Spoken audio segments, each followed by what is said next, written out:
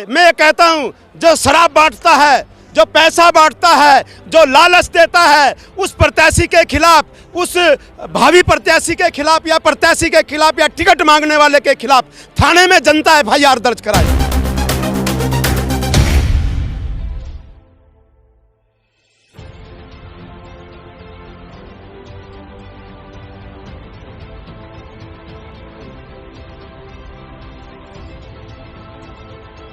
क्या कहना चाहेंगे इस कार्यक्रम को लेकर? जी सर, देखिए, आज कल बहुजन समाज पार्टी का कार्यक्रम था।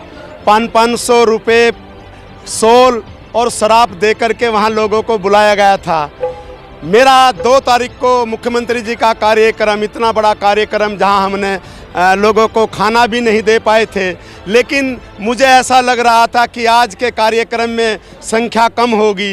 ये हज़ारों की संख्या चीख चीख कर कह रही है कि किसी के बहकाए में लोग नहीं आने वाले।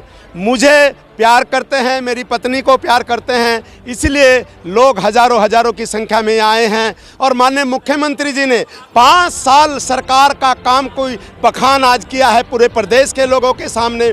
मैंने अपने 5 साल का डाटा अपनी जनता के सामने रखा है।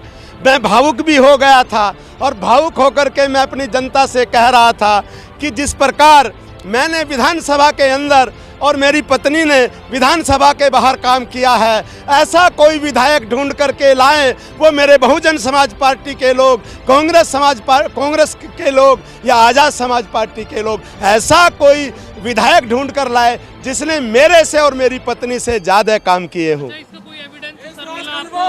एक मिनट, ऐसा कोई एविडेंस मिला जो आप आरोप लगा रहे हैं कि 500 रुपए उनको दिए गए हैं भाई लोगों को? क्योंकि पिछली बार एक वीडियो भी वायरल हुआ था, आपकी रैली जब हुई थी, मुख्यमंत्री आए थे कि पेट्रोल फ्री में बटा विजय संकल्प यात्रा में। बिल्कुल, देखिए, आज भी भोजन की व्यवस्था की गई है, क्योंकि जब दूसरे लोग शराब बांट रहे हैं, खाना खिला रहे हैं, तरह तरह का सोल बांट रहे हैं, और आपने देखा है कल की रैली में किस तरह से लाइन लग के शराब बट रही थी, किस तरह से सोल बांटे जा रहे थे।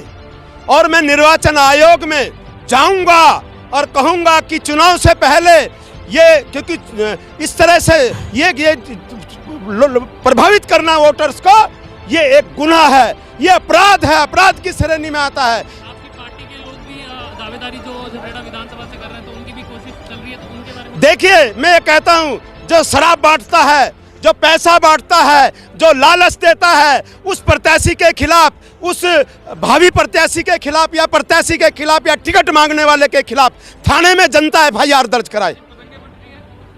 पतंगे जो बांट रहे हैं, वो मैं कह रहा हूं, वो एक त्योहार हो सकता है, पतंगे जो बांट रहा है, लेकिन वो भी गलत है।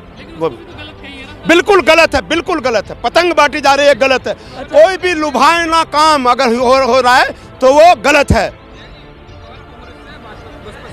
मेरा मुकाबला किसी से नहीं है।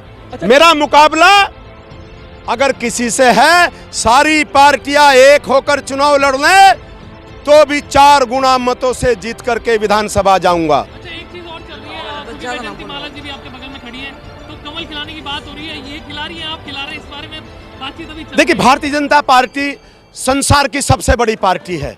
भारतीय जनता पार्टी सर्वे के आधार पर पार्टी के पदाधिकारियों का सम्मान करते हुए, उनसे पूछकर, बूथ अध्यक्ष से पूछ करके, बूथ पर सर्वे करा करके वोट देती है। अगर मेरी पत्नी का नाम आया तो मैं, अगर मेरी पत्नी का नाम आया तो मैं, या किसी और का भी नाम आया तो मैं शहर से उस पर मोहर लगाऊंगा और भारतीय जनता पार्टी का झबरेड़ा में कमल खिलाऊंगा। यदि आपके अलावा किसी और प्रत्याशी को टिकट यहाँ से प्राप्त होता है तो आप उसके लिए काम करेंगे? बिल्कुल, कमल खिलाऊंगा। देखिए, शाखाओं पे अगर फूल सुहाने नहीं आते तो भंवरे भी खुशबू चुराने नहीं आते। संसार की सबसे बड़ी पार्टी, मैंने सर्वाधिक काम किए। मेरी पार्टी क्योंकि काम करने वालों को पूछती है, विधायी कार्य मोदी जी तक गए होंगे, नड्डा जी तक गए होंगे, अमित शाह जी तक गए होंगे कि हिंदुस्तान में ऐसा विधायक भाजपा का जो उत्तराखंड में है जिसने सर्वाधिक विधायी कार्य किए।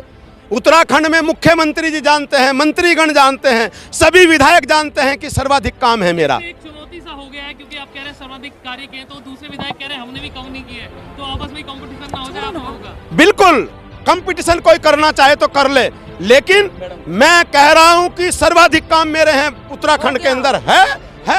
मैडम क्या कहने हैं? आज माननीय मुख्यमंत्री पुष्कर धामी जी की एक वर्चुअल रैली थी ये, जिसमें सभी लोग आज इकट्ठा हुए थे और ये पूरे उत्तराखंड की सभी विधानसभाओं में ये कार्यक्रम चल रहा है।